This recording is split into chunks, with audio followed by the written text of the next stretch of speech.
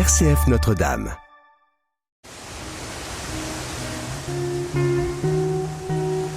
Escapade en Champagne.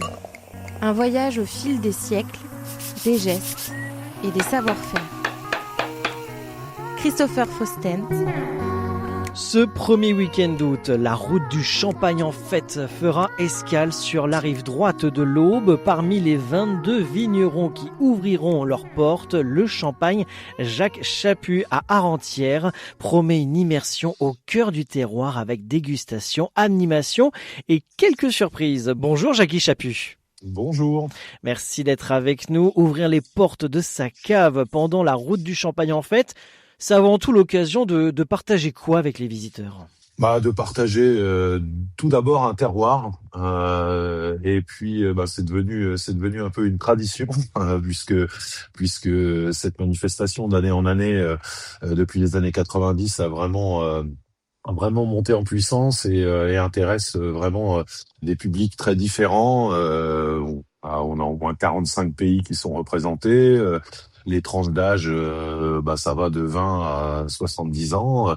Donc on est vraiment sur quelque chose d'assez large. Et effectivement, la route du Champagne en tant que telle, c'est vraiment un coup de projecteur sur la Côte des Bars, donc qui est dans le département de l'Aube, la zone d'appellation Champagne, un petit peu excentrée au sud de la Champagne. Et cette manifestation a lieu vraiment exclusivement sur ce territoire. Dans ce territoire, donc début août, votre domaine proposera plusieurs animations originales. Qu'est-ce qui attend concrètement les visiteurs à Arrentières ?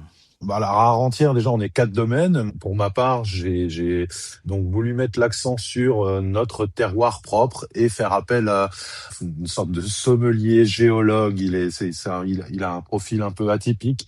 Il s'appelle Geoffrey Orban. Son but, c'est vraiment de faire déguster le terroir. Alors, à travers des choses assez originales, on ramasse des pierres dans les vignes, on ramasse de la terre, on fait sentir ces éléments-là aux gens et ensuite on fait le parallèle avec le vin. Donc, il y a vraiment un côté géologique très très marqué, mais qui est bien vulgarisé parce que Geoffrey a vraiment quelque chose de particulier, c'est qu'il est passionné et donc il fait partager sa passion aux gens. On arrive à reconnaître des choses dans les vins qu'on sent depuis toujours, mais qu'on n'avait pas réussi réellement à identifier.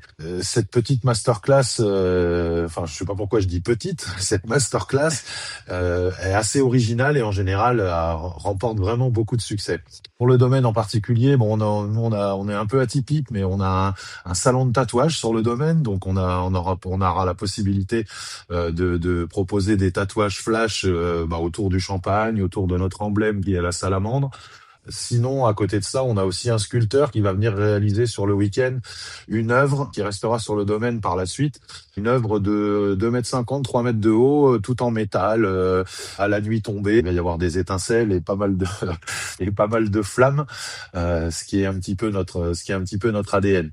Donc, ensuite, des petites animations musicales, des jeux pour les enfants, de la restauration, des choses comme ça. Après, ça, c'est vrai que c'est un peu ce que toutes les caves proposent, à savoir, généralement, vous avez des animations musicales, vous pouvez manger sur place, et bien sûr, vous pouvez déguster les produits de chaque domaine. On va au-delà de la simple dégustation avec beaucoup d'animations au programme. Merci Jacques Chaput d'avoir été avec nous aujourd'hui sur RCF. Merci beaucoup. Rendez-vous les 1er et 2 août à Arrentières et plus largement sur la rive droite de l'Aube pour vivre la route du Champagne en fête et partir à la découverte d'une Champagne plus confidentielle mais pleine de caractère.